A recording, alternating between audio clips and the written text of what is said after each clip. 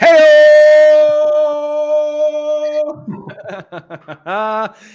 Welcome to tonight's live, Mr. Jerry. How you doing, my friend? Good, Cody. Great to be here again. I look forward to these every single week. This is like so fun to do with you. I really appreciate it. Dude, likewise. I sit there and this is the one that my wife's like, oh, Jerry, and just a good dude. He's like normally it's like 5 o'clock at night. That's my time to be at home with the family. Yeah. She's like, oh, you guys go have fun. It looks like you guys have a riot. I'm like, I know, Jerry's a good dude. So, all right. Well, we got great, awesome topics to talk about too. Ooh, yes. In fact, I'm going to bring on our guest right now. His name is Brian Hemmerly from Kentucky. Whoa. Hey, what's up, guys? Thanks for having me on. Live with us. And let me see if I can get a better screen here. Does that look better like that?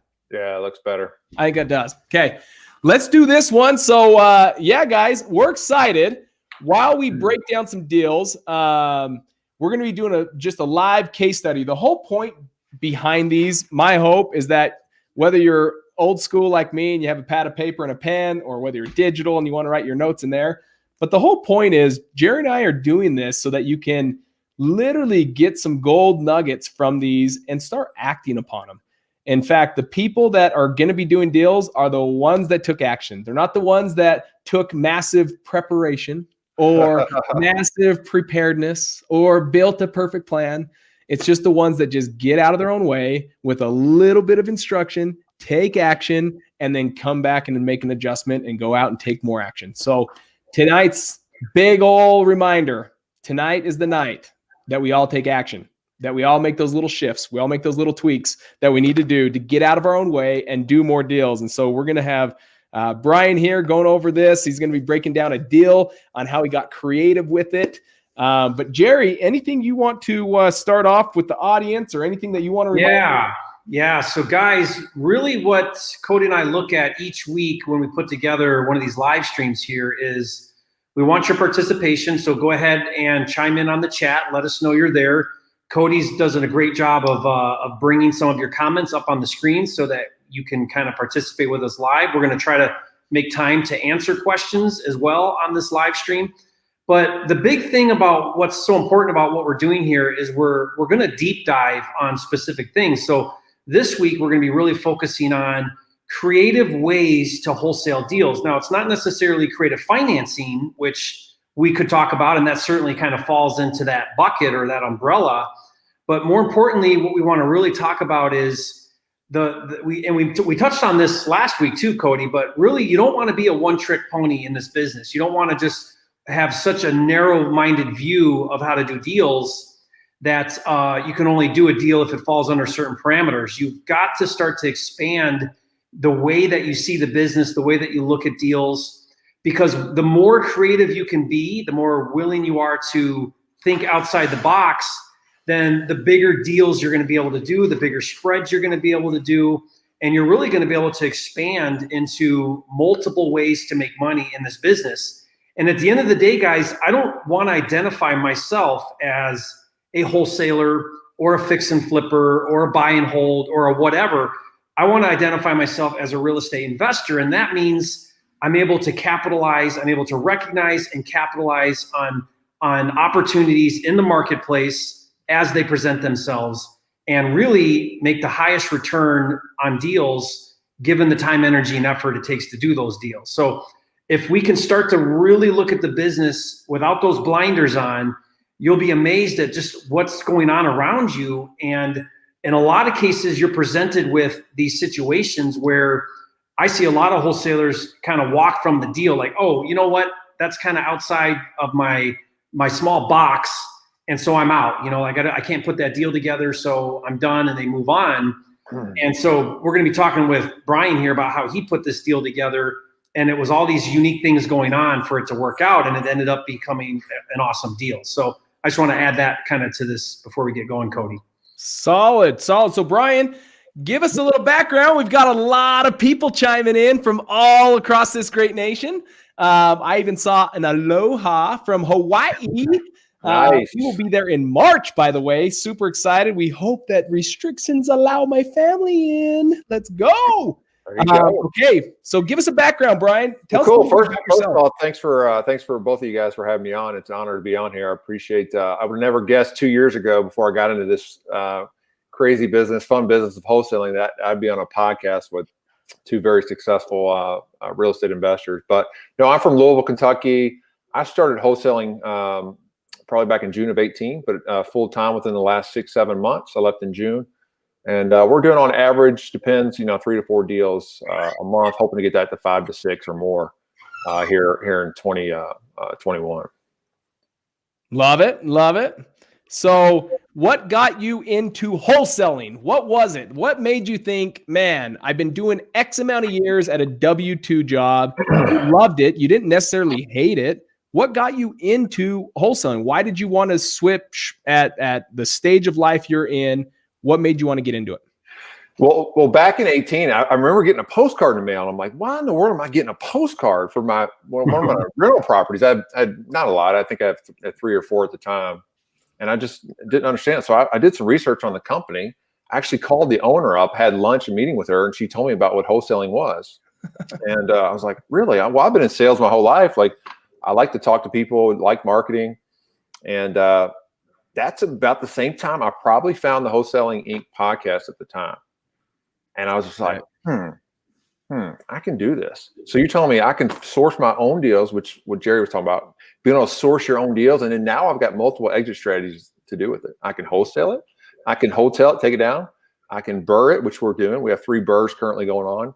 Break it down for those that might be listening. They're like, burr, what the heck is burr? Oh, yeah, sure. It's not just in the winter months when you're cold. So you buy it, you rehab it, you refinance. You rent it, you refinance, and you repeat. So I think my partner, Josh, I've got to give a big shout out, Josh Hardy. You met him back in January. Man, he's been a blessing for me and our business, and we're working together to grow this thing. But yeah, so I think we've had 5 burrs this winter.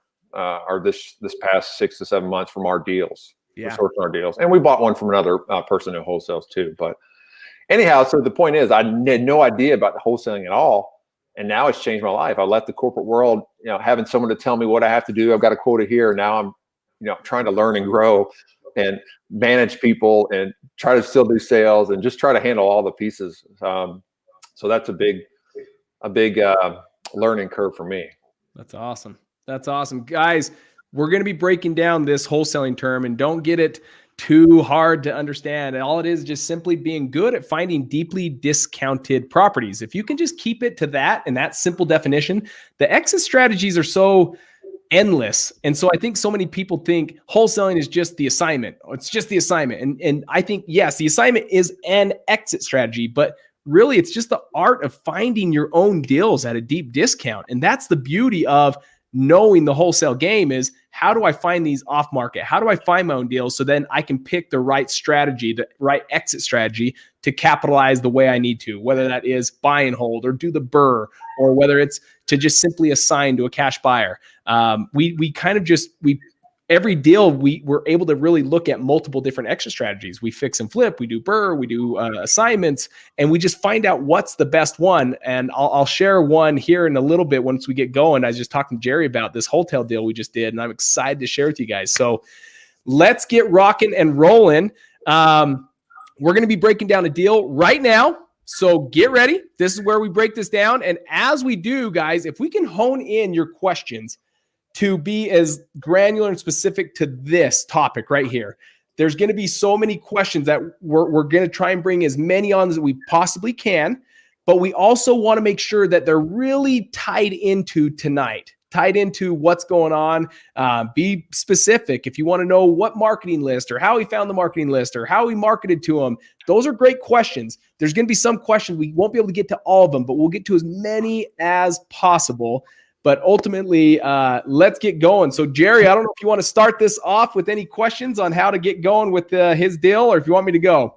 Yeah, so Brian's got this lead, and Brian, what we're going to do is we're going to ask you to kind of break it down for us. Again, guys, this is going to be a creative way that Brian put this deal together, and we want to, as we go through this, we want to kind of dissect it a bit. So Brian, why don't you start out and share with us, first of all, how you identified that lead? What marketing channel did you use for that lead to come in the front door? Yeah. So the lead we're going to talk about today was a driving for dollars lead. And of course, we send majority of our marketing is direct mail, or has been direct mail. We're going to some other directions as well, but it was a driving for dollars lead. And so they called, I use CallRail. So they called in, left me a voicemail. I called them back. I learned a long time ago, like you got to call those people back right away. I could tell a little bit of motivation on the phone.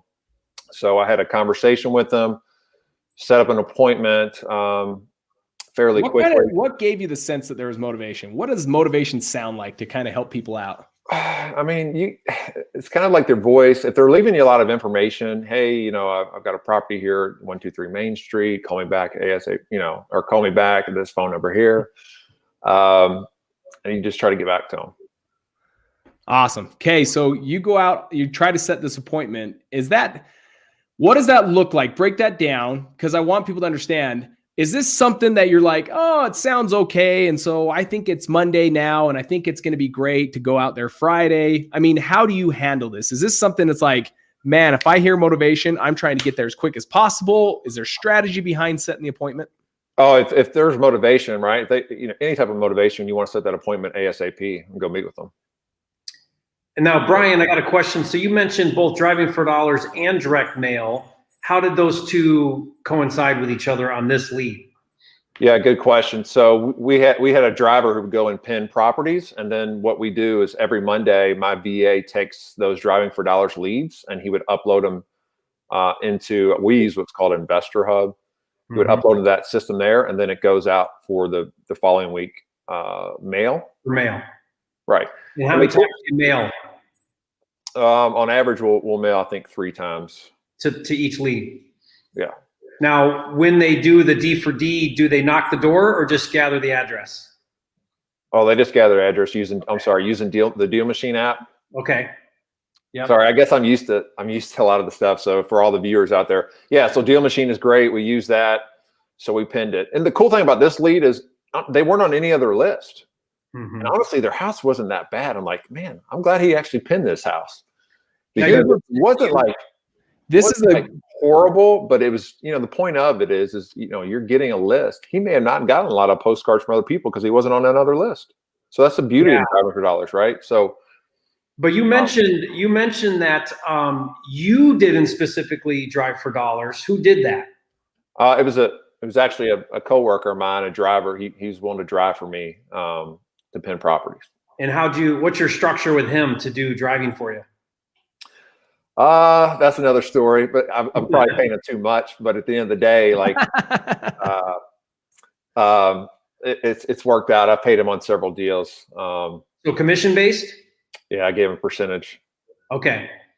So guys, I want to kind of stop right there, Brian, if it's okay, and make a couple observations here.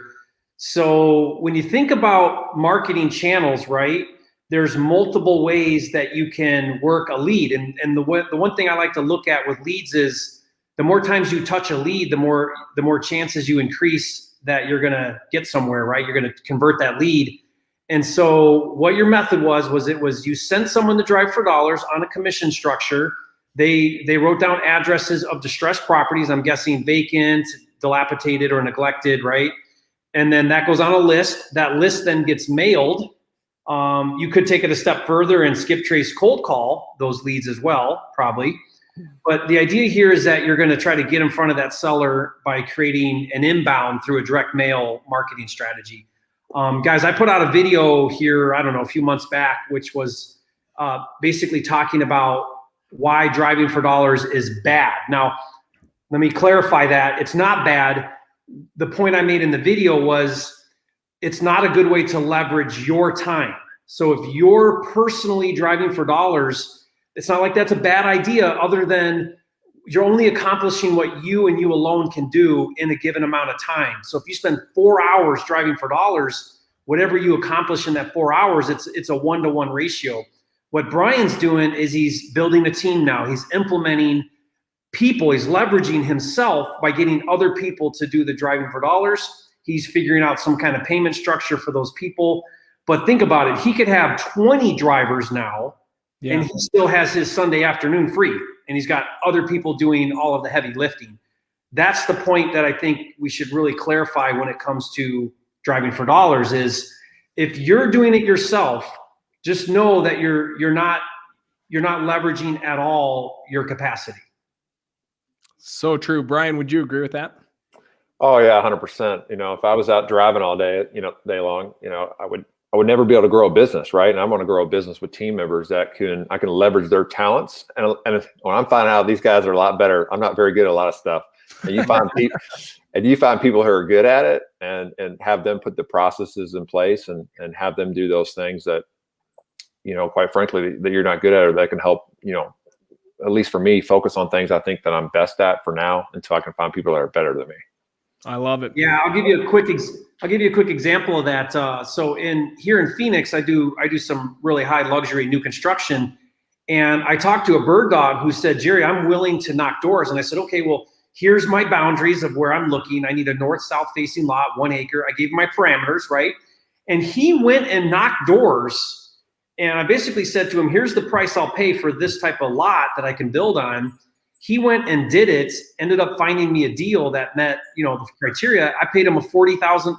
He made a $40,000 assignment fee because he was willing to go do what other people weren't willing to do. And it worked great for me because I'm leveraged now. I'm not knocking doors. I got somebody else knocking doors. And so same concept. Think about ways you can do the same things you're already doing, but leverage other people. And a commission structure is the best way to do it because there's no overhead. It doesn't cost you anything unless they get a deal. So that's a great way to think about, a lot of this is a commission-based structure. Awesome. Tell me this, Brian, on that. Did the owner live in the house or was it vacant? Yeah, the owners actually lived in the house. Okay. They lived in the house. Do you want me to go into the details of the conversation?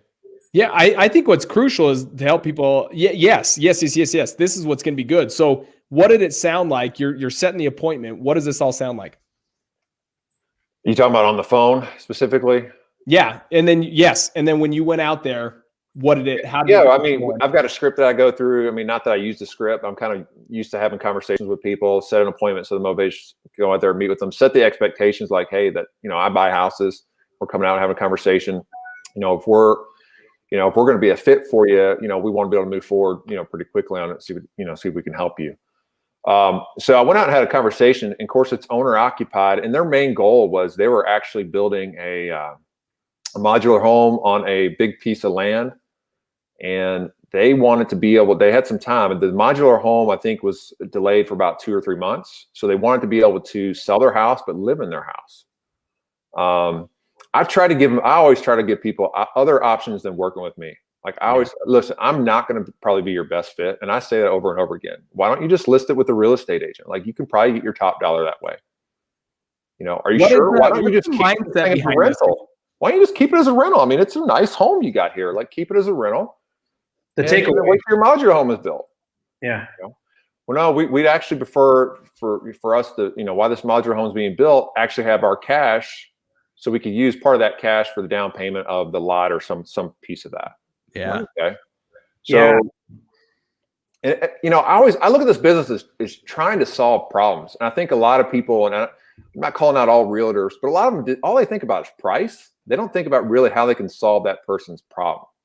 And I think that's a big part of this business. And I think a lot of people miss that. And of course, I'm always trying to get better at understanding people's situations and their problems. But at the end of the day, that's what it is. Oh, yeah. Yeah, Brian, if I can comment on that. So guys, you guys listening here, I hope you caught what he said. He'll say to a seller, look, why don't you go on market with a real estate agent? You'll probably get more money than what I can give you. Or why don't you keep this as a rent? So what you're doing is you're saying, look, you have all these other options. I can come in and I can solve a serious problem, but you need to chase me right now. Like, I'm going to set up a relationship with you where you need me, I don't need you. And what that does is it lowers the guard now. You come across now not like a motivated buyer, and it lets the seller then just kind of take their guard down. It lets them open up. You start to identify what the real issues are. And since you're focusing on problem solving, you're going to offer a solution now that's going to be unique to their situation. Whereas any type of retail buyer is not going to be able to do, a real estate agent's not going to be able to do, probably conventional financing is not going to be able to do. And because of that, you're able to then get a really great discount because you're solving problems that nobody else can solve. And that's what we do as wholesalers. We solve problems that other people can't solve. Brian, one of these things though you're talking about is you've got a guy that wants to live in a house longer. And I think what happens is many times we get scared. We get scared maybe being new in the business. Jerry, you started this so well by saying it's crucial over the time that you're in here. What got us here does not get us there. Meaning if we really want to grow this and expand this, yes, you've got to start bringing on new creative thinking, new ways of exiting the property, and not always just keep it the same way where you just put a home under contract, assign it. Put a home under contract, assign it. Because on a deal like this, it may not work as simple as just put a home under contract and assign it. When you have someone that wants to live in it now for the next little bit and that you're closing on it ahead of time, now it's like, how do we get creative? A lot of people would run away like, oh, that's not going to work. A cash buyer is not going to want that. They're not going to want to do this because someone's going to want to live in there. And then they're going to have to figure out how to evict them if they don't move out. And you start overcomplicating this. But how were you able to structure a deal and fulfill? I mean, was this something that you put under contract and closed right away? Or did you give them money up front, but closing was held out till a later date? What did that look like so that you could make that what was a problem for them? Guys, listen how cool this is. This is why Brian's getting a discount. He's creating a solution. And for doing so, people are willing to sacrifice price on how much they get for their home because Brian is a solution to the bigger problem, and it's not the price. They don't want to have, they want to be able to sell it. So they're like, ooh, at least that's done. And I have some cash to go buy my lot, but we need to live here too. So how did you structure this together? How did you put this all in paper? Yeah, that's a good question. So, of course, we came to an agreement. I put a contract in place, and I actually didn't take the place down. I just assign it. I assign most of our deals to our cash buyers. Every once in a while, I'll do what's called a double close. But in this instance, I just assigned it. And when I'm talking to a homeowner who's it's owner occupied, I'm just real upfront. I'm just like, listen, in a couple of days, we need to schedule a walkthrough inspection. There's going to be a boatload of people, a boatload. I'm just letting you know right now, there could be 20, 30, 40 people walking through your house. Are you going to be okay with that? They're going to be our contractors, potential partners, funding partners. I've got a lot of investor friends that probably want to come and check out the property too. Mm-hmm. And dude, I love it. They're like, and a lot of people think that's scary. Why do you do this? Oh, when I first started, you better believe it. Right. But my mentality is like, listen, when I put something under contract, I'm buying it. It's something we're getting it done. Right. So that's the confidence you have to have. And I built that over time. If this would have been my first deal, I probably would have been scared and maybe walked away. But I've learned over the last couple of years that, if it's a deal and it was a deal, I knew it was a deal. Right. And of course, when I go to send that out to my cash buyers, I got a huge list of cash buyers. I just notate it out. Listen, you will inherit the property probably for 2 or 3 months. It's a great deal. It's going to be a great cash flowing rental for this person. And I felt that the owners were solid people, right? And I knew that they weren't going to have any issues with evictions or anything like that.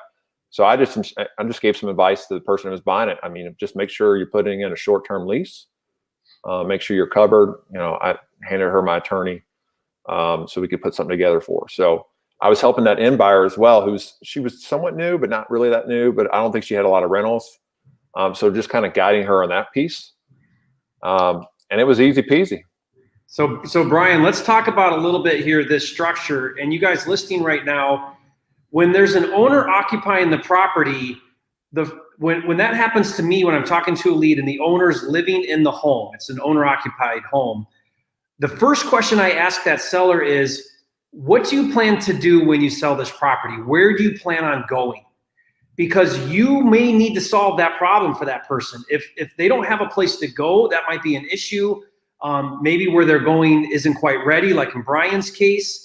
You really need to understand that about your seller so that if there's an issue there that needs solved, you can help solve that problem. So in this case with Brian's guy, they wanted to sell, but they weren't quite ready for the new place they were going to. So we do what's called a seller rent back agreement. In fact, I'll give you guys that for free. I've got a download link that gives that form for free. I would say on my deals right now, we run into that about 10 to 20% of the time, where the seller wants to stay in the house for some kind of extended period of time. A lot of times what it is they need the proceeds from the sale before they can pay for packing and moving, before they can pay for a deposit and first month's rent on a new apartment or a down payment on another house. So a lot of times if you give a seller, let's say a 30-day occupancy, now to do that, there's some things you got to follow, right? I get a deposit held back in escrow and I make them pay rent for that time that they're staying in the property. And this is all easy to put together. And when you put that together and you take that to your cash buyer, as long as the cash buyer understands what they're getting in the contract with that seller, then it's fine, because they know that they've got to deal with those things too. And ultimately, they just want the property. They'll pick up that cash flow, for a month or 2 months or whatever it is. And so it's just a creative way that you've got to be looking at these deals. And again, it all comes back to that question, Mr. Seller or Mrs. Seller, what do you plan on doing when we buy your property? And then that helps you identify if you're going to need to work with them and help them in some kind of way. Phenomenal. Yeah, absolutely. Phenomenal. So these people, Brian, they wanted to stay for how long in the property? They were unsure. It was at least probably a couple months. Okay. And so the way you structured it was, we're going to buy the property. Like, this is your contract, right? There's going to be a closing date. There's a price agreed upon. And then in addition to that, there's going to be a lease agreement for them to lease the property, correct? Yeah. So at closing or a little bit, the day before, I think the buyer had the lease signed, rent for that prorated amount for the first month, and then I believe a security deposit too. Yeah. To protect themselves. Yeah. Yeah. So guys, I've got one right now that's the identical situation. The seller wants 45 days. So I agreed to a 45-day rent back. I'm holding back $15,000 in escrow. Now, why $15,000? I hope you know the answer. I want him highly motivated to get the heck out of there. And I don't want a squatter. I don't want an eviction. I don't want to deal with him. So $15,000 out of his proceeds is enough to keep them really motivated to get out of there. And we worked out a proration of like $66. It comes to $3,000 for the 45-day window. And then there's a penalty if he's still there after 45 days. So that's all easy. It's easy. You put it in your contract. Now, when I go to sign that deal, if I sign that deal, then that cash buyer just has to understand those terms I agreed to, and then they step in and we're done, right? So it's just a couple more clauses in your contract that cover that situation. But remember, you're always thinking about your cash buyer. If you set up a structure, make sure it's a good structure that a cash buyer is going to want to agree to that. If you put a bad deal together, it's going to shoot yourself in the foot, because the cash buyer is going to go, wait a minute, I don't want that deal. That's a bad deal, right? So, Love it. Brian, I want to hear the easiest answer on this. I'm setting you up for a home run right here. Okay, ready? My issue right now is comping properties. What is the easiest way, Brian, when it comes to comping? Is it about the numbers? Is it about the MLS? Or what is the secret sauce to just be in and out in 1 minute or less? Oh, you talking about, so you can use Zillow, PropStream, and just try to kind of find like properties. Is that what you're talking about? Yeah, but ultimately, does it really matter? Does it really matter? Like, I tell people, quit. People call me all the time, ask for advice. Like, quit worrying about the comps and all that stuff. You got to understand their problem, their situation. If that's a deal, it's a deal, and you'll figure it out. But yeah. And I think the biggest secret on that, the biggest secret is just get it as low as possible. That's the best part. Like, that's the secret. I know it sounds crazy. I know it sounds like, oh, come on, there's more to it. Guys, I'm telling you, if you're spending more than 2 minutes comping a property, you're spending way too many minutes. Like, those are wasted minutes. It is literally just getting a ballpark of, oh, okay, the area is right around 250,000. It's not getting specific. It's not getting any more granular than that. And then you just go out on the appointment and get it as low as possible. And really, that's the secret when it comes to wholesaling. You don't need to know the just, because you can get 3 licensed appraisers out there and you're going to get 3 different prices back. And these guys are licensed individuals. So price is subjective, and you just got to go out there and just get it as low as possible.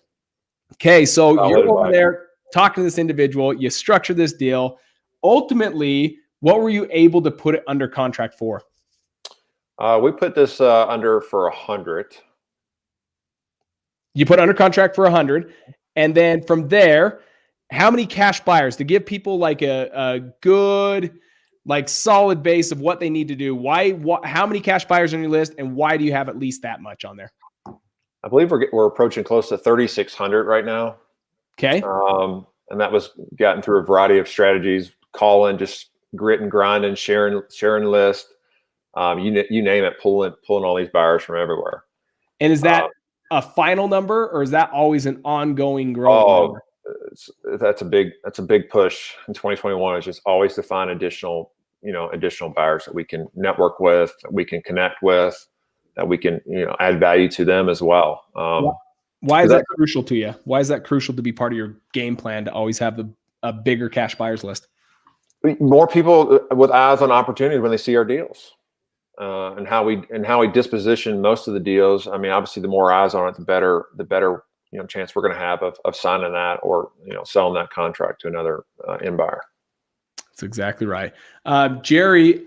On just a perspective on even our Utah market, and then you can kind of talk about just in general some of your stuff. Is we have over 9,000 now cash buyers. Wow. In our Utah market, and we're always growing this. We now have a full-time VA that just does this for us. Mm-hmm. But the beauty behind this is I don't want to see, I know it sounds crazy, but only cash buyers are going to be offended by this comment. I don't want to see repeat buyers. Like, I don't. That means I'm not doing it right. That means I'm not maximizing how much I can make on each deal. And that really is my goal, guys. It's how do I make as much money as possible on each deal, and still that the buyer that buys it, that he is good with it. He knows he's buying it at that price, and he's going to do his thing and make money too. That's all part of it. But there's a lot that gets into this operation. Brian Hemmerly is now growing his business and getting a team in place. There's cost of employees. There's cost of just, if there's office space for us, I'm in 3,000 square feet of office space. I've got 50 grand a month going out in marketing. Like, yes, of course this is for profit. And so I love what you're sharing is that 3,600 cash buyers. Guys, I didn't have 3,600 cash buyers until probably our 4th year. And then we just like threw gas on it and turned it up to get to where we're at quick. But I'll tell you, it's crucial. The more eyes you have on your properties, the higher chance you have of getting someone to A, want it, but B, making more money per deal. And if you're seeing that majority of your deals are repeat buyers, and then you try to justify it and tell yourself like, oh man, I have my VIP list. That's called a cash buyer's employee. You now work for them and you're just getting minimum pay on this. You're not maximizing how much you make, and don't let them justify or tell you or convince you that you shouldn't make as much money as possible. This is your business. This is your livelihood. And what you get to do with that money becomes a tool to bless other people's lives. So heck yes, I want to make a ton of it. So always grow that cash buyers list. That's crucial. Jerry? Great point. Yeah, so I love that, Cody. And guys, so what Cody's talking about here is the long play in the business, which is, first of all, don't get in this business if you're not in it for the long haul, because you build momentum as you go along. So Cody's, and how long has it been, Cody? 5 years since you started wholesaling? Yeah, May of 15. So May this year is 6. May of this year is 6 years. And so you've been working consistently every single day. Now you're putting even more energy into growing that cash buyer list. So guys, that should be for everybody a never-ending activity that you do, is growing your list, right? If you're serious about wholesaling. I also do fix and flip, so I have the same attitude about funding, right? I'm always raising more money and cheaper money around the clock, every day, all the time. I'm never happy with as much money as I have because I can always get cheaper money. So the idea here is I'm going to continually build and grow my business. Clearly, the bigger the cash buyer list you have, when you put a deal out to that list, your hope is that there's a unique situation with one of those buyers where they're going to pay a premium. They want that property for some unique reason. More than likely, I bet you, Cody, they're going to come out of formula, and they're going to overpay because of some situation that's going on where they just really want that deal. It may not even make sense. Like, why are you paying that much for that deal? Right. It doesn't even pencil, but they want it for whatever reason. And so that's the idea. The more eyeballs on your deal, the better chance of getting the best number you possibly can, right? Same idea when you wholesale, right? You take it down, put it back up on the MLS, you're getting a ton more eyeballs on your deal, which means you're going to get a higher price. Having said that, I know a lot of people listening right now, you're brand new. Maybe your list is really tiny, or maybe you have no list at all. So the misconception or the fear that I have when you hear, build a massive list is you think, because I don't have a list, now I'm limited on being able to do the business. And that's just not true. You can find a cash buyer, one for your deal and wholesale that deal and make 10, 15, 20,000, whatever, and get your deal done. So never let the size of your list prevent you or limit your ability to do this business. Build as you go. Every time you get a deal, do whatever you've got to do to find a buyer, right? And over time, you're going to start to build a massive list. And a day will come where you're a Cody Hoffine and you push a button on your email and you've got 10 people raising their hand and Cody's saying, I just invest, just do it tomorrow. And somebody pays 10 grand more than you asked for the deal, right? Like that's your dream to get to. And it just starts today. It starts tomorrow. It starts every day working on your business. Next thing you know, 6 years later, 9,000 cash buyer list. Okay, that's how cool this is.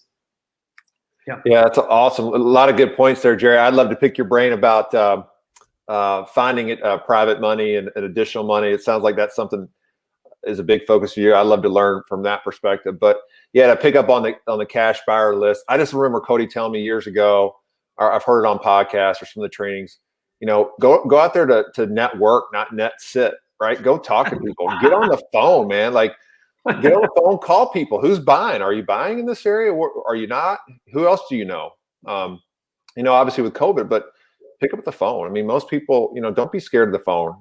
Just because they're big, bad cash buyers doesn't mean they're any better than you, right? So you just have to learn to have conversations with people, add value to them and see where you might be able to help. Growing your cash buyers list is it's a plus because the more eyes you get on it, the better. I mean, we just assigned a deal this week to a guy. I think it's his first rental. But I mean, we're going to make, I think like over 20 something thousand on it. And he's a single guy. It's going to be his first rental. And he's still, in my opinion, he's still getting a good deal. He's still going to be able to fix it up a little bit and rent it out. So, but he's, if I was just a cash buyer employee and I went to, the top guys in the market, they're going to negotiate me down to as low as they want to. That's exactly right. That's exactly right. Guys, it's crucial. Get out there, build that cash buyers list. One of them said something about how do you organize? Let me see if I can find it. It's just right here. How do you organize your cash buyers list? For me, there's no organization and they're all just clumped together. So I don't depart them out like, oh, these buyers like 84123, these buyers like 84114, these buyers like this. No, like they're all together and they all get it. The only thing we do is we're always checking our open rate and always sorting out that, because if you don't get a bunch of open rate or if you get scammed or spammed, that can ruin your open rate. Mm-hmm. And so if anything, there's segmenting going on where we're segmenting where it's like, man, all of these open. So let's make sure those go together so the open rate maintains high. Because you don't want the ones that are never opening or marked spam to ruin the effectiveness where all of a sudden MailChimp's like, well, I'm only going to send out a few of these, but a few of these aren't going to get it. And you just don't want that to happen. So there's segmenting that goes on. But other than that, they all get lumped into one pool. Can I share a lesson that I learned this week? Again, I'm always learning. I just take your fail forward, right? Like, so we use MailerLite, not MailChimp. I couldn't use MailChimp in the beginning. I used MailerLite. But anyways, I never registered my domain. I was wondering why in the world do I have 700 people not opening my emails?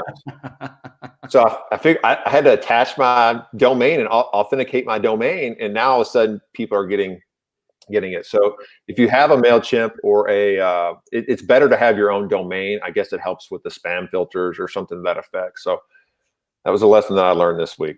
Awesome. Here's one that I want to share a story to answer this as well. And this is like, 'tis the season, guys. If you don't have a big cash buyers list, you can always put it on the market. And Jerry and I just talked about this right before we hit the live button. We were talking about this. We found a deal for $250,000, which means nothing yet. And the ARV. Wait, Cody, do you got your bell out over there somewhere? It's ready, bro. Have that ready. Okay, go ahead, Cody. Go ahead. It's gonna be ready, bro. It's gonna be ready. Okay. So here we have a 250 home that we purchase priced, and then the ARV, after repair value. Once someone fixes it up, it'd be worth 350. So we got $100,000 less. So here's where it gets good, guys. We're like, hey, let's clear out the clutter, and then let's just throw it on the MLS for $299. That's it. Like, let's just do that. Let's not do a fix and flip. We didn't have the capacity right now. All of our crews are busy. We have more than we can handle on the fix and flip side. So we're like, hey, let's just open it up. So when we talk wholesale, finding a discounted property, and retail, and put them together, wholesale. You're just going to put them on the retail market. Okay. So we put it on the retail market, MLS, at $299. We just got our offer submitted and signed. Get ready. $350,000. Now, guys, will it appraise for that? Let's ring it first. Hold on. All right. But you may ask, like, wait a second, $100,000, but it's not ever going to appraise for that. It's not fixed up. You're right. It won't appraise for that. Here's the best part. In the contract, we don't care what it appraises for. We'll come up with the difference. I was just like, they're going to bring the difference to the table. So bring the difference at 315. They're going to bring the 35 to. It may appraise for 300, Brian, and they're going to bring the 50 to the table. This is a dad that wants the daughter to live close by. Wow. And we had 10 offers come in like on day one. And this guy's like, I'm going to make this a no-brainer for you guys so that you just pick me. 350, and it won't appraise for that. Don't worry about it. I'll make up the difference. And we're just like, okay, done. Ink it. Ink it up. Let's go. So guys, did you hear this? Cody has. He went on market with. So I saw a question. There it is. What is wholesale? So wholesale is where rather than assign the contract to a cash buyer, you actually close on the deal yourself. You take title now. You own it, and then what you're doing is you're going to relist it for sale back on the open market, right on the MLS. Now you've got the entire market looking at your deal. And what happened is Cody found this unique buyer, a dad who says, I want my daughter close. Logic is out the window. A value is out the window. They did what's called an appraisal guarantee, which I'm getting a lot of those too. Now, not 50,000 or whatever, not unlimited, but buyers want houses so bad right now that they're guaranteeing to pay the difference if it under appraises from the purchase price. So this guy's willing to write a check. It doesn't matter to him if it's $50,000 over appraised value. He's going to write a check for the difference so that he can get that deal. That's how powerful it is right now, guys, to get as many eyeballs as you can on your deals. That's why Cody probably could have wholesaled it for 25, 35, 40. It could have still been a great wholesale. Yep. You're getting $100,000 gross. Now you're probably going to have some commissions and closing fees and stuff, but still, what is that going to be? 80 grand, 85 grand net? Yeah, if it may be more, 89. I think it's like 87, right? 89. Yeah, you're going to have some carries, some commissions, some closing. Who cares? You're going to make $90,000 net from end to end on this deal. And that is just because why? Because Cody was willing to think outside the box. He was willing to stay in a deal a little bit longer. He still didn't touch it. There's no rehabbing going on here. It's just phenomenal, right? Take a little bit more risk because you had to fund that purchase for $250, right? So raising some money, working with some funding, however you're doing that, staying in the deal, waiting to get paid a little bit longer than you normally would on a wholesale deal. But look at what happened by doing that. Phenomenal. And the guys, if you missed last week's live stream, go back and watch that. The whole episode was on wholetailing. And I shared on that video, and Cody, you're doing this too. My goal is to take down every single deal I can. Like, I don't even want to do assignments. I want to do buy it, resell it, right? Wholesale as much as I possibly can because you're going to get it. Tis the season. There's no inventory, guys. There's 1,700 deals listed right now in Utah. Yeah. 1,700, guys. That's nothing. There's 1,600 in Louisville. Crazy. I think it was 3,200 like a couple of years ago when this real estate agent started. There's 1,600. And it doesn't matter what it cost you. I mean, last week, Cody, when we talked to, what were their names? You remember? Was it Samantha and Brian? I can't remember. I'm mixing up my weeks. Two partners in Sean and Matt. Sean and Matt, yeah. Now they paid $3,000 to borrow $35,000 for like a month or whatever. And afterwards, Cody and I did the math, and we're like, dude, he paid like 36% interest on that money. But it didn't matter. He made $40 million. It didn't matter. Who cares, right? Yeah. Who cares? Fund your deal, take it down, relist it, and you're going to find that you're going to make so much more money in today's market. Yeah. Here's a good one, fellas. Brian, why don't we have you attack this? I know this has happened to us at some point. Maybe this has happened in the past, but what if you can't find a buyer and don't have money to close?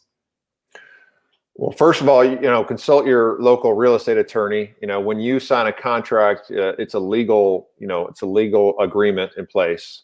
So don't, talk to your attorney, but don't put a piece of an agreement together if you can't close the property. We do put our due diligence clauses in our contracts.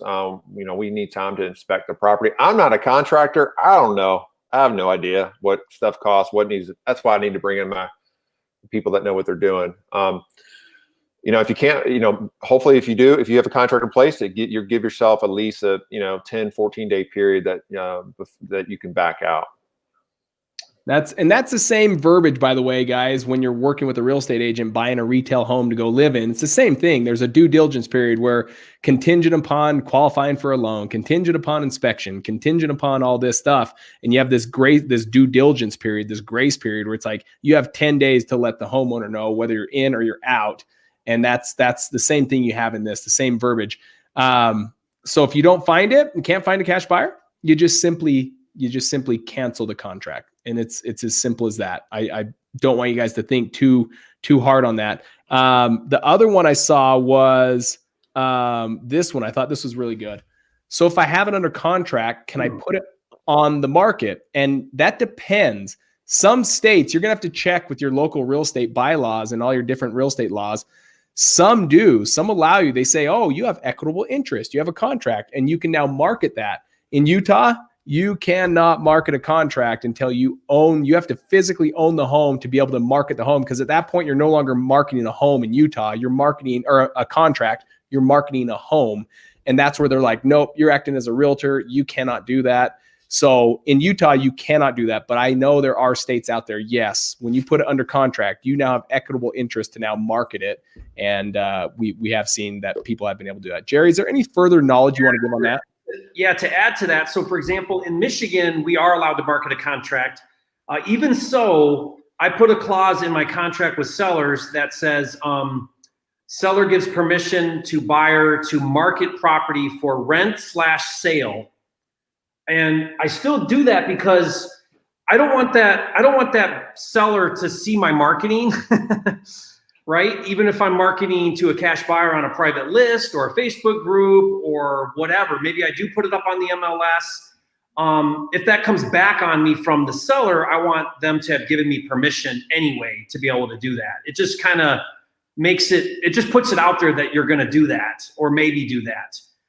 So once you verify, what he said, once you verify that you can do that in your state, I recommend still putting in your contract that the seller gives you permission to do that.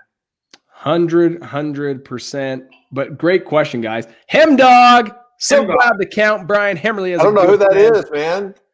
I believe this, if I had to guess, is Bob Anthony, if I had to guess. He's on every week, Facebook user. Yep. Bob's awesome, man. I love Bob. I mean, I talk to him on a regular. He's always giving me great advice.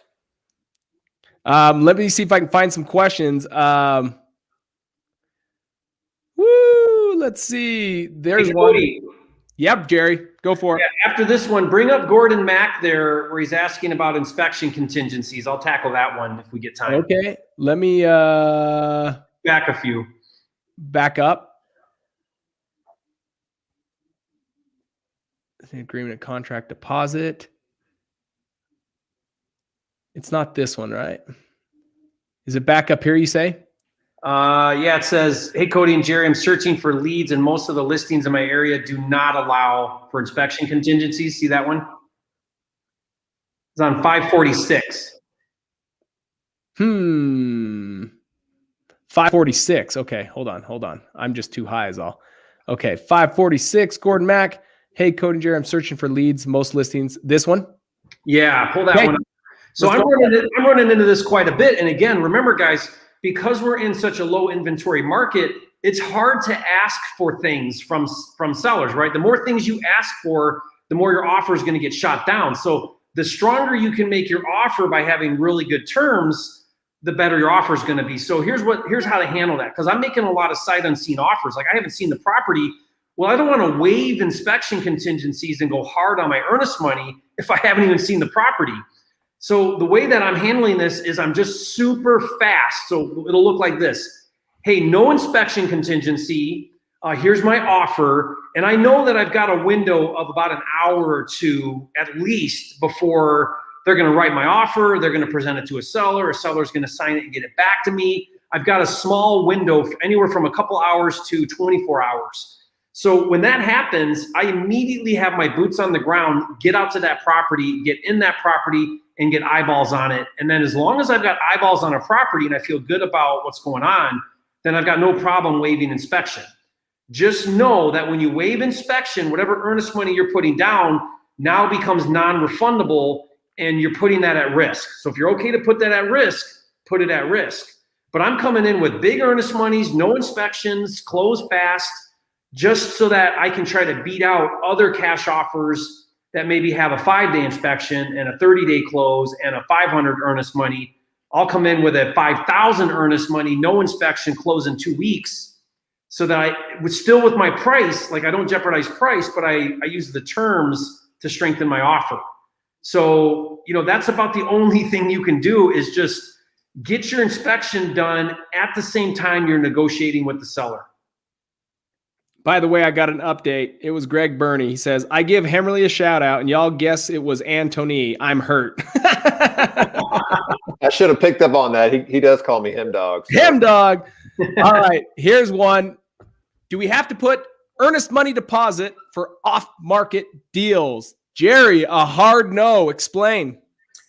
No, that's an on-market thing. Agents know to ask for that, and it's very common. You are going to pay earnest money if it's on market, anywhere from 500 to 1,000, all the way up to 10% of offer price. Like you just have to know that on market you're dealing with that. Off market, I don't pay it. I hardly ever pay earnest money. We did a contract today for 200,000, zero earnest money, and sellers don't care. They don't even ask for it. They don't know to ask for it. So we don't even offer it.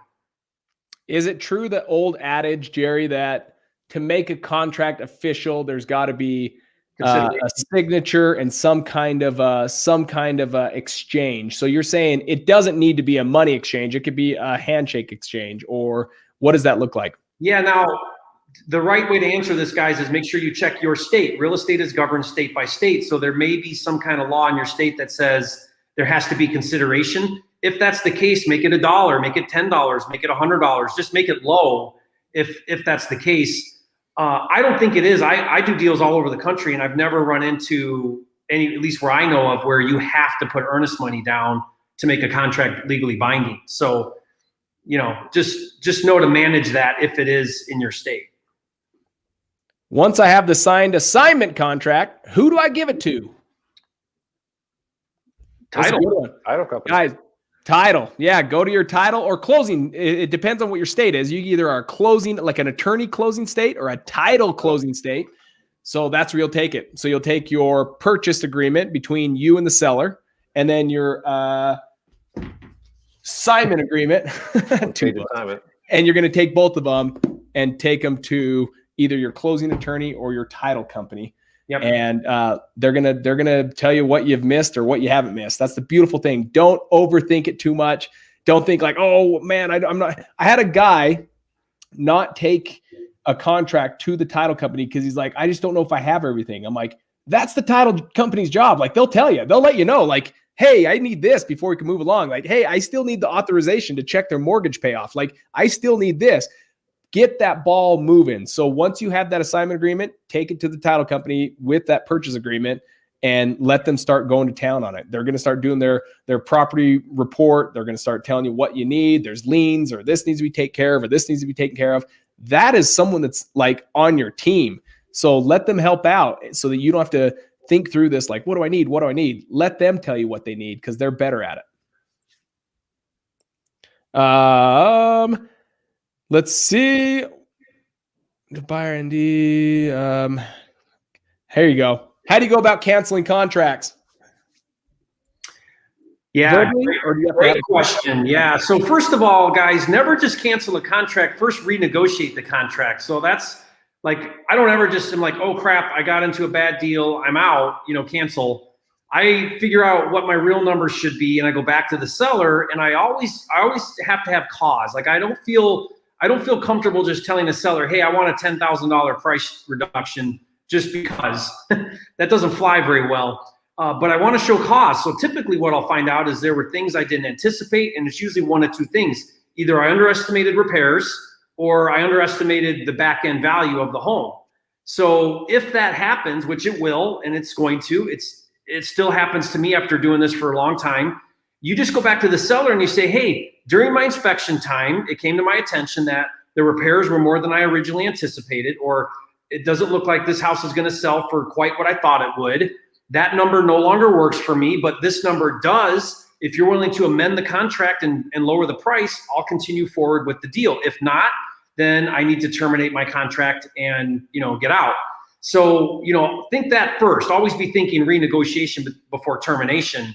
But a simple thing that I like to do is I've got a simple termination of contract. If you guys want that, I'll give it to you for free. But title can do that for you as well. Like they'll just whip something together, send it over to the seller. It's something official in writing that says, hey, we're out, contract closed. On market, the agents will do that, obviously, but it's a pretty simple thing to do. Even with if you do a price reduction, you're going to need now an amendment. You're going to amend that contract to reflect the change in price. That's right. The other thing, guys, to keep in mind is keep your end game always in front of mind, front of sight when canceling a contract. So everything Jerry just said, spot on. And then now just go to all your cash buyers that said no, no, no, no, no. Hopefully it's part of your process going forward that when you hear a no, to ask them why and at what price point does this make sense to them? At what price point is this a deal? So even though you have people interested and they're going to be submitting offers, even the ones that say no, we are always asking why. Why no? Why? Because this preps us for if we have to renegotiate, we know where our firm buyers are at what price, so we know what to renegotiate the price at. So that's crucial. Just always ask your end buyer, hey, you said no on 123 Main Street. Brian, do you mind telling me what was no about it? Well, you said it looks like it's going to be like $50,000 worth of repairs, and it's just not going to make sense. Awesome. At what price does this make sense, Brian? Well, I would buy it at $45,000. Awesome. Good to know. Brian's in at $45K. Call the next cash buyer. You said no on 123 Main Street and do the same thing over and over so that when you go renegotiate, you just got to renegotiate lower than what your cash buyer is going to tell you. And to add to that, Cody, ask your cash buyer, say, hey, if I can bring this to you at 45, are you prepared to take down this deal? Are you prepared to do this deal? And get their confirmation that 45 is their number. Now you can go back and renegotiate to 35 or 30 or whatever, and you've got your buyer ready to go. Love that. That's right. Awesome. Amazing. Amazing. Hemdog, let's start with you. What are you guys currently reading? Business or for enjoyment? All right. Well, I just read for the 100th time, and I keep going back to it over and over. Never split the difference. Yes. Hold on. And then, guys, that's one of my favorite books. And because I'm trying to grow a team, I read this once. I'm reading it again, and there's just so many gold nuggets in here. And also, too, the other one about the visionary and integrator. Josh and I are going to read that. We're different personalities, different skill sets, and but we're a solid team. We just need to figure it out now. That's awesome. Rocket Fuel and Traction, phenomenal. I call those the business Bibles. Book, Jerry, what's a good book you're reading right now, bro? I'm reading it for a second time. It's The One Thing. Ooh, Gary Keller. Yeah, amazing book. That book was really transformational for me because it really allowed me to focus on the one thing that's going to have the greatest impact. And that's that it's kind of the 80-20 rule, right? Where you get the biggest bang for your buck. And what's interesting about that book is he says, it's not the 3 things, it's not the 2 things, it's the one thing. And so hyper focus on that one thing that's going to have the biggest impact, and then go to the next one thing. Love it. Love it. Guys, I'm going to give you 2. This one's called Leading an Inspired Life. It's Jim Rohn. It's a thick one, but here's why I love it. I like to have little seconds during the day, like where I can spend 10 minutes and just hurry and do like a quick, what I love about this, to do something quick, is each topic is about 2 pages, 3 pages long. That's it. It's not like 20-page chapters where I'm kind of one of those guys. It's like, once I start a chapter, I have to finish it. This is nice for that because I can just sit there and think about a principle like enriching your life. It's literally a page and a half is that one principle. So I can read it in 3 minutes and then ponder about it for 7 minutes. And then it just gets my mind right for the day. So that one's good for that, for quick thoughts during the day. And then the other one is The Rhythm of Life. Guys, I'm reading it for the second time in 3 weeks. This is I'm telling you, this book, The Rhythm of Life. This is by a guy by the name of Matthew Kelly. He was 24 years old at the time when he wrote this book. And I'm telling you, this guy is a spiritual giant, like just incredible of getting what's right in perspective. And the whole book is this built-in like thought process of, are you becoming your best self? Is what you're doing today helping you become a better version of yourself or a lesser version of yourself? And he just trains you on just run it through that filter. Every time we have hundreds of decisions going through our choices, options that were presented every day. So all we got to do is, instead of thinking like rentals, for example, it's like bing, bing, bing, bing, bing. Like, is it in a nice area? Does it cash flow? Does it have good tenants? Is it a C or B class area? And then all of a sudden you spit it out and it's like, okay, I'll buy it. Or no, I'm not. Let's simplify that filter. Does the choice I'm going to make right now, does it help me become a better version of myself or a lesser version of myself? If it's a better version, move forward. If it's a lesser version, say no. And that's the beauty of this book. And again, guys, second time in like 3 weeks, about 3.5 weeks, I'm starting it for my second time because it's incredible. And the value in it is brilliant. Just bought it, Cody. Love it, man. Love it. And Gary Keller, one thing is fantastic. And I'm telling you, every one of these books are some of my favorite. We are students of Chris Voss, Never Split the Difference. We talk about it every single week with him, dog, on our deal closing. Every single week? Every Tuesday. Huh? Every single week? Every other week, right? I was mirroring you. Never mind. Oh, you were mirroring me. So yeah, guys, solid stuff. Let's see. Ooh, I like seeing this. Cody, you're a flipping wholesale genius. All right, here's a good one. What KPIs do you guys track to maintain consistent results in your business? I like this question. KPIs, guys, key performance indicators. It's basically, what numbers are you looking at? What numbers are you tracking so you can stay consistent? Brian, do you have any specifics, or maybe one, and maybe each of us attack one?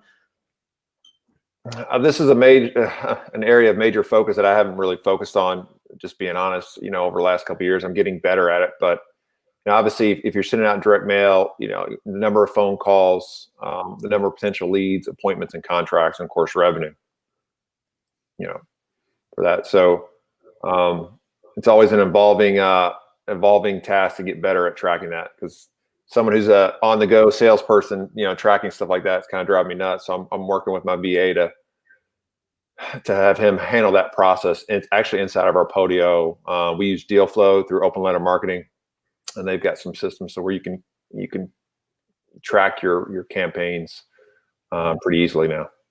Awesome. Another one I'd add on there is to add to that. So I'm just going to throw one more out there, and then Jerry throw one.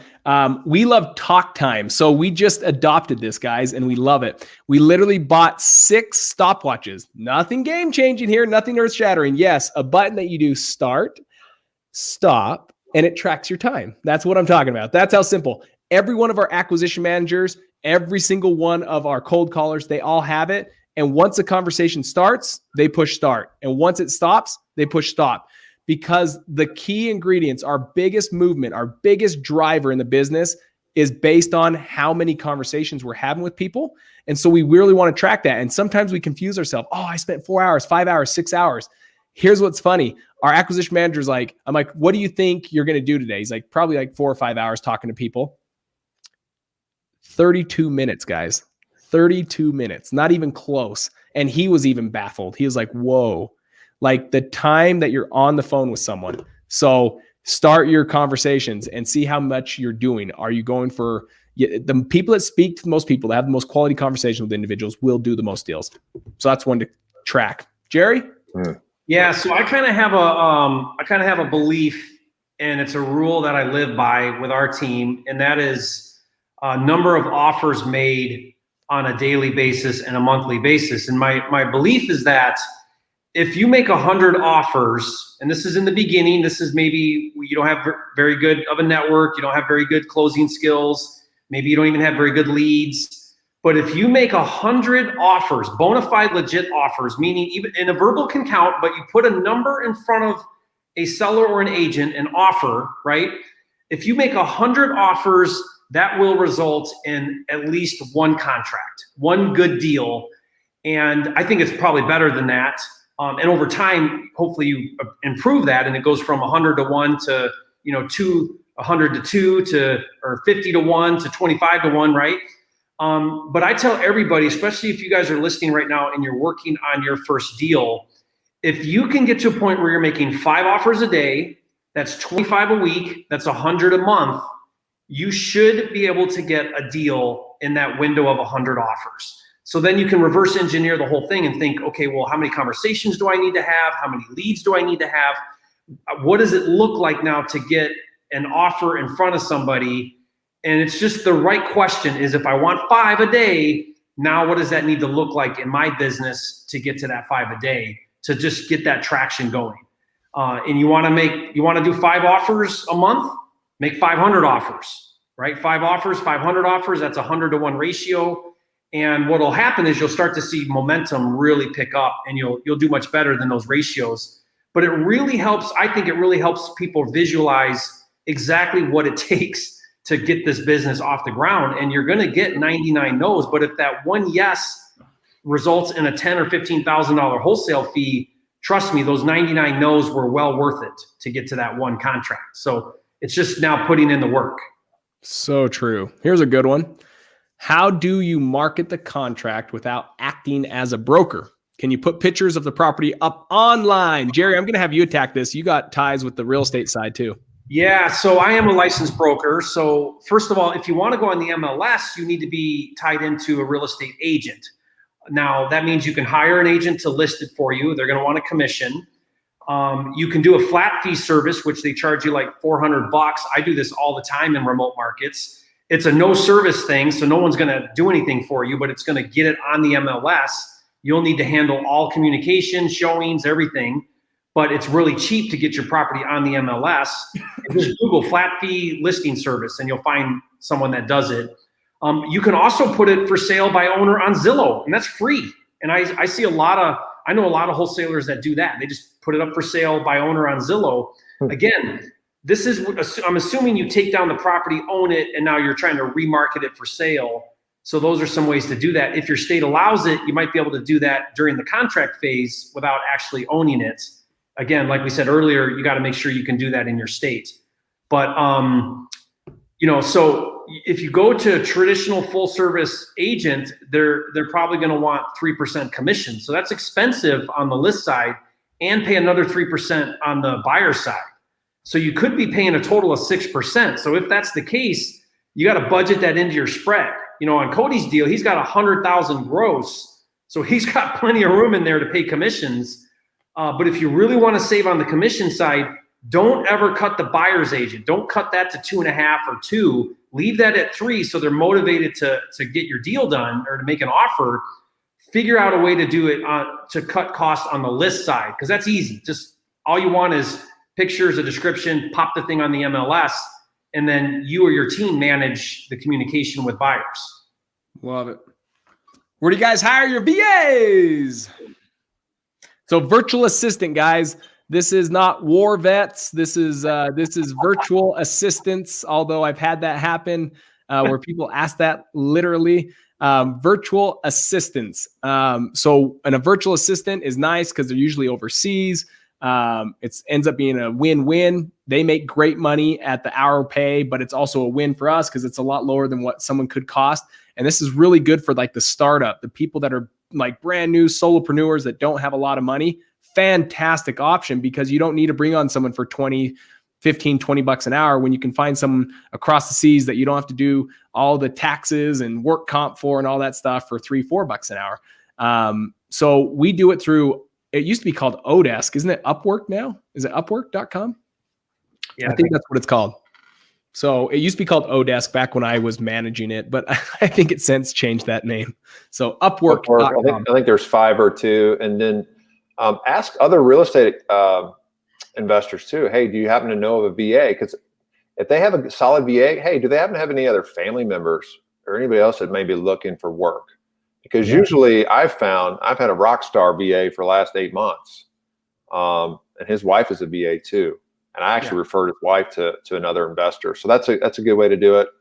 And then, if you're in the real estate game and you're posting, I'm not sure, Facebook, whatever, we get a lot of virtual, people asking us, hey, do you need a virtual assistant? So the more active you are, you could potentially find somebody that way. Yeah. So a couple tips I'll give on VAs. Not all VAs are created equally. So for example, the VAs from India, they're really good. They're highly intelligent. They can do a lot of things, but you don't want to put them on the phones. So we don't put VAs from India on the phones. The accent just is a deterrent for people, right? So the best VAs for the phones we found are the Philippines. You can hardly tell there's an accent, at least with the VAs we use. They're from the Philippines and their English is phenomenal. Like I'm amazed at how good their English is. And so you're going to pay a little bit more for VAs that can get on the phones versus the non-phone VAs. And I agree with everything you just said. Most of our VAs are referrals from the VAs we really like. So when we find a rock star VA, we ask them, hey, who do you recommend? We're looking for another VA.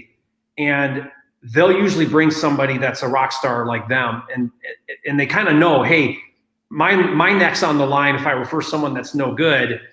So they tend to bring referrals that are just really good people that do a great job. The one thing that we do with all our VAs is we'll do the task ourselves and we'll time it. And then we'll give that to the VA. We do a screen share. So we do where you capture your computer and then we outline, on the screen while you're talking. I use I Show You. It's a Apple product. I think it's like $50. There's free stuff too. But we'll just record the screen, explain what we want done, and then give that link, drop that in Dropbox or Google Drive or something, and we'll give that to the VA. And we'll say, watch this video and do it exactly like that. And then when they perform the task, we track how long it took them. And as long as they're within how long it took me to do it, I'm good. Brilliant. 3 times as long, then the question is it you or me, right? Is it me? Did I not explain myself? Or is it you? You're not getting it. What is it? And usually it's me. Like I just didn't do a good job explaining what I wanted done. And, I got to go back and kind of explain it better. But those are just a couple quick tips on VAs.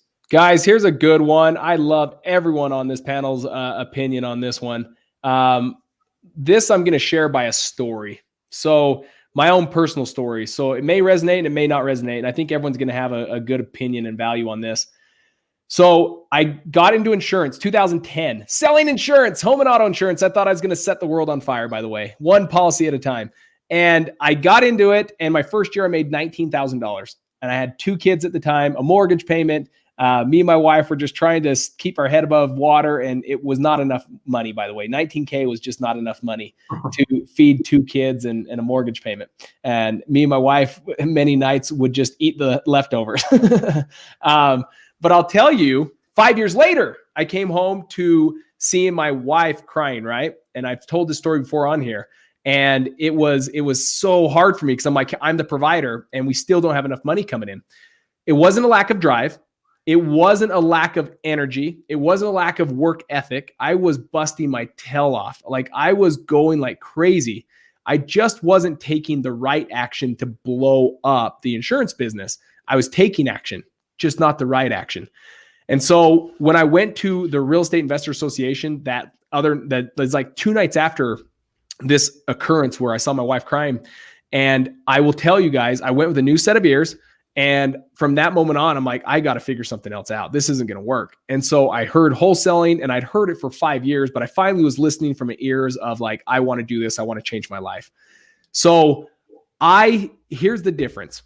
I wanted to find someone and do it right this time. I had all of the drive. I'm willing to take any action. You tell me to pluck hair off Jerry's beautiful beard, and I will pluck hair off his beard. Like, I will do whatever it takes to do a wholesale deal. But I didn't know the right action. So I knew if what little money I had, which was nothing, I had to put it on a credit card, by the way, I invested into a mentor that I liked, respected, trusted, and like synced up with like morals and values as well. So I knew that with the little money I had, at least I knew with confidence, I'm going to be spending that on marketing with confidence, because I'm just going to follow step by step this proven step-by-step instruction to go out and do my first deal. And that's what I needed. I had very little money. And so I couldn't afford to just go figure out and see if it's going to work on my own. I had to, I want to make sure every dollar invested was going to be spent well. And because of it, guys, 39 days later, I did my first deal for $24,000, and that changed everything. There's no way on my own I would have done a deal in 39 days. In fact, I question if I could have done it in 6 months, because I think I always would have had this, not lack of drive, not lack of confidence, or I should say not lack of drive, but maybe a lack of confidence. I'd have been like I would have been holding back. Like as I put that $100 down into marketing or $50, I would have been held back. But I knew, hey, I like this guy. I trust this guy. I've seen that he's done deals. I'm going to follow it step by step. And this gave me confidence. And that's what turned into the 39 days, making $24,000. And that changed everything. Time kills all deals, but time kills all investors too. The longer you go without a deal, you start to tell yourself, maybe God doesn't want me to have money. Maybe I'm not meant for this. Maybe I'm supposed to just be grateful for where I'm at, making this much money. Maybe I'm supposed to just be grateful for how my life is. Guys, that's all a lie. You guys can do this. Every one of you can do this. I'm living proof that you can do this. Jerry's living proof you can do this. Brian's living proof you can do this. But yes, for me, I'm always telling people, absolutely. If you know you're going to jump all in, you're going to do it step by step, find a mentor you love, like, trust, respect, and go with confidence on every action you're taking so you can go get your deal quicker. Yeah, I want to add to that, Cody, because for me, when I first got started, Cody, I wish I had your foresighted vision. I didn't. I thought I had to figure it all out on my own. So I didn't invest in any kind of advanced coaching or mentoring for a couple of years, I think maybe 2 years. And then I finally, saw the value in it, invested in some good coaching and mentoring. Clearly, I 10x'd my results from that. And then I look back, and today, looking back, I'd give my right arm to have got coaching and mentoring sooner, because I looked at all of the mistakes that I could have avoided. I looked at the growth I could have had I not been so stubborn into thinking that I had to figure everything out on my own. Now, there's a place for figuring stuff out on your own. Even the best coach and mentor in the world isn't going to do it for you. You've got to take action, right? But I'll tell you a quick story that I had that happened to me a couple years ago. In my marketing business, there was this guy that, to me, he had things and he knew things that I just didn't know. And I knew that I could figure out, but that it would take me a year to 18 months to figure it out on my own. So I approached this person and I said, hey, what would it look like for you to spend a full day with me and show me, answer my questions, show me exactly how you do what you do? And he lived in Hawaii. I was living in Utah at the time.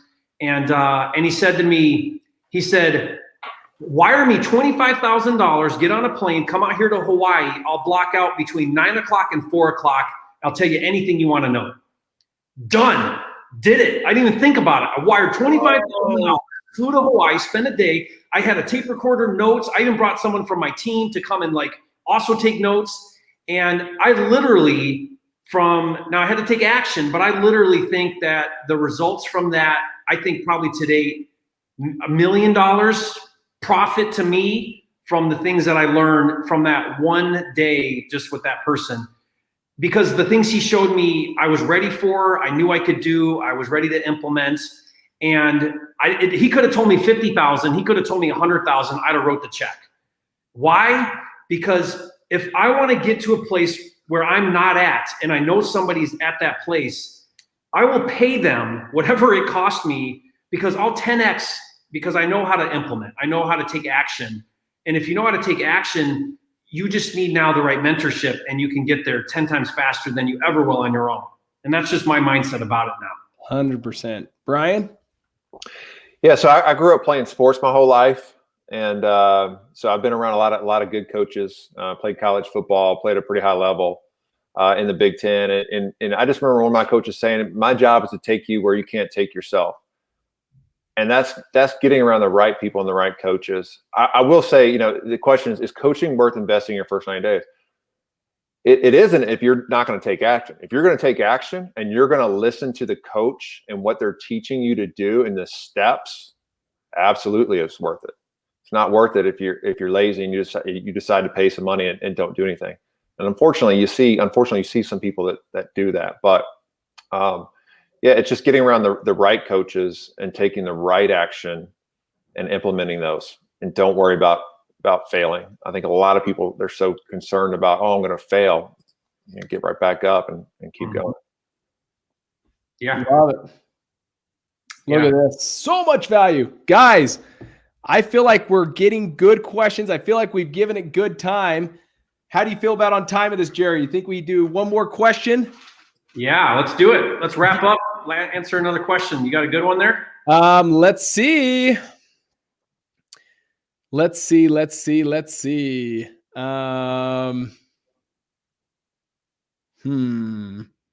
wish we could get to more questions too. So many good questions. So many good ones.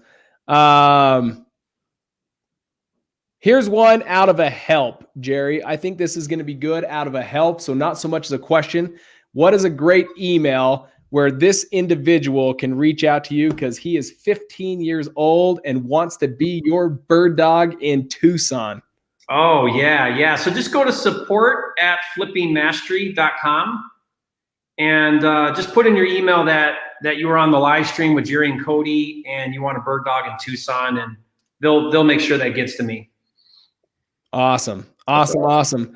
Guys, any last words? Let's do one round robin, one piece of advice. So let's look at this from an angle of today was all about being creative and wholesaling. What is one piece of advice that you guys would give in closing remarks to help each and every one of the audience to get out there and start doing deals more consistently? Who wants to start this one? I will. Okay, let's go, Jer.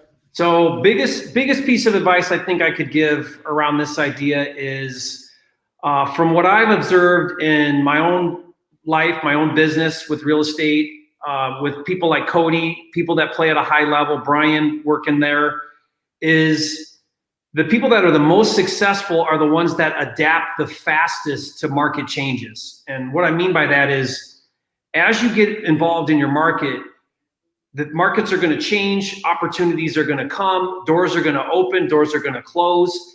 And the faster you can adapt to whatever the market's giving you, those are the people that are ultimately the most successful, because it's that adaptation that puts you, first to market, right? The first implementers, the ones that can see it, put it in practice, do it, are the ones that actually capture market faster than anybody else. And so don't ever lock yourself in. I said this earlier, don't ever put blinders on where you're unable to see all the different opportunities that are around you. You've got to be able to see and recognize and embrace that it's constantly going to evolve. It's constantly going to change, and you're going to thrive in that environment. You want that environment because you know that if you can adapt quickly, you can be first to market and you can really see these huge margins. Like Cody wholesaling that deal for $100,000. That came because Cody was willing to see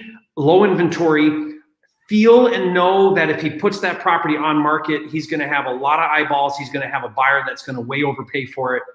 And so he's seeing those opportunities and willing to adapt to low inventory in a market. Now, when that changes, Cody's going to adapt again. When that changes, I'm going to adapt again. It's fine. I look forward to it. I hope it changes because I know I'll be the first one to change with it. Yep. Right. So I want you guys to kind of really adapt that mindset. Change is good. You want to be able to be first to market, see that change, and capitalize on it. Love it. Hem dog. I got to follow that from Jerry, huh? That's kind of hard to do. Now I'm gonna go just a little bit different. I think a lot of it starts with your mindset, and I always think about like limiting beliefs. And I think a lot of people who are maybe new or be like, scared or timid, and that's because we all have these limiting beliefs in our lives, and unfortunately, it's come up through your time in your life, whatever your situation, your culture, whatever. And stop and think about, is that who I really want to be? Who I was in the past? You can change yourself today from tomorrow. You can change yourself absolutely. Surround yourself with positive people. Get in the right peer groups of people that are at the destination where you want to be, and surround yourself with those people. Be positive and try to push out the negative as much as you can. I'm telling you, your mindset is number one. I guarantee you, if you interview all the top real estate investors, and obviously you two are very successful, I guarantee you guys are all about making yourselves better people so you can be better leaders for your organizations and so forth. So that's what I would say is, focus on making yourself better so you can help others around you. Love it. Well, you just took mine. So how do I follow you? All right. So I'm going to break this down to what I call 3 Ps, PPP. And this is purpose. What is the purpose you're going to be doing this? Keep that front of mind right now. If it is to make more money, okay. That was my initial thing too. I came home to a wife that was crying, and maybe your initial purpose is, hey, I need to make more money. I get it. There's nothing wrong about that. And you'll see some shifts in time when you make more money. And so whatever it is, your purpose. Many people come to me when they're asking me like, hey, how do I get into this game, or how do I do this? And many of my students will always tell me the purpose is to make more money, to have more time. That's the second one. Is purpose is make more money and time. They need more time with their family, go on vacations, be able to do things they've never been able to do before because their W-2s held them back. Just keep front side of that. This job, if left in a solopreneur wearing all the hats, can tire you out and get you back to that W-2 to a comfortable job, because all you did is now acquire a higher paying job, but you had to sacrifice more for that. You had to give up more time. You're now not going on vacation. You're now not hanging out with your family. You are making more money. So just remember, what is your purpose? What is your absolute purpose? And stay true to that. So that's the first one. The second one is process.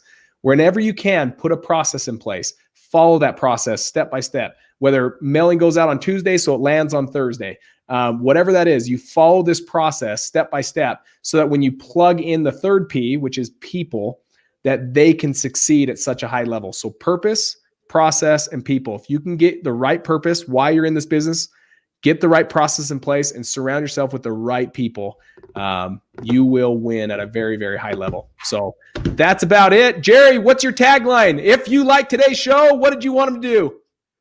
Leave a comment and say, Cody, Brian, Jerry, you are flipping geniuses. I love that one. I can't even use it. I feel guilty if I say it on this show. It's like, no, this is Jerry's thing, but I freaking love that. Flipping geniuses, guys. Awesome.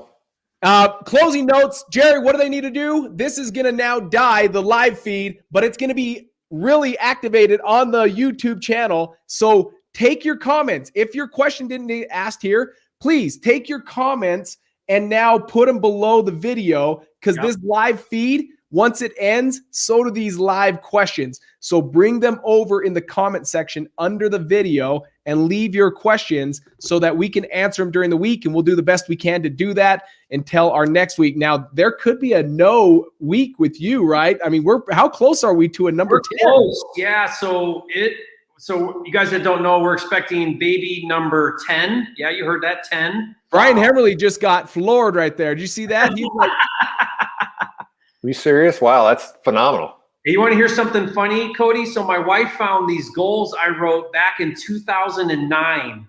And one of the goals was have 10 kids. I wrote it down as a goal. Who would write that down as a goal? I don't know. Anyone that were you drinking during the time? Yeah, so we're doing any day now. So I may not be with you guys next Tuesday's live stream. We'll see. Guys, look how many of these great comments. We've got flipping geniuses. We've got it going. Flipping geniuses. So guys, regardless, I'll be on here next week where we're going to break down another case study. And congrats, Jerry. Look at this one. Congrats, Jerry. We're done at 8. Wow. Come on. That's not a get to the double digit, baby. You're close. Rookie. No, just kidding. I'm at 4, guys. 4, no more. That was meant for me. That was I think Heavenly Father's like, let's give Cody all the spirited ones, and 4 is enough. It's enough for me. All right, guys. You guys rock. Thank you so much. Again, carry your comments over below the video now so that we can help you out. And you guys are rock stars. Brian, thank you so much for being on here. I know that was your 8:30 your time. Thank you so much for being on here, my friend. We appreciate the value in doing that case study. This is going to help a lot of people get out of their way and get unstuck. So thank you. For sure. Anybody wants to reach out to me, I'm in Louisville. We're buying deals too. So if you're wholesaling this market, reach out to me on Facebook. Awesome. Thanks, Jerry. All right. We'll see you guys next time. See ya. See you.